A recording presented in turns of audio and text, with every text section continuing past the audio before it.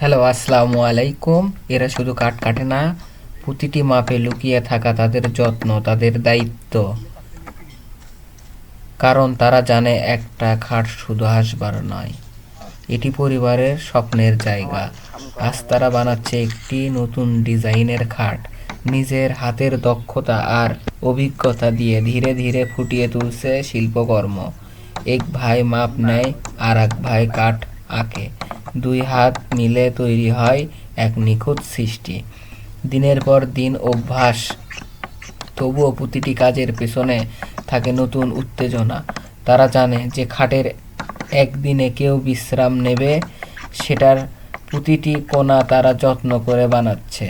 কাজের শেষে যখন কাঠের ওপর রূপ নেয় স্বপ্নের ডিজাইন, দুই ভাই শুধু খাট বানায় না, তারা গড়ে আসা গড়ে ভালোবাসার জায়গা।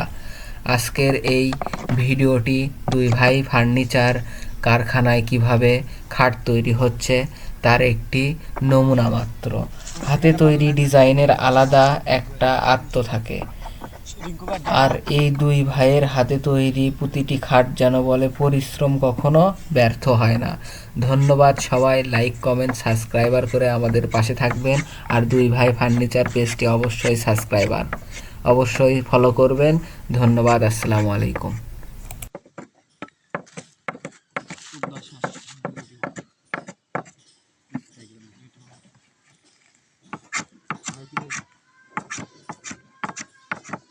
সিদ্ধ মাছ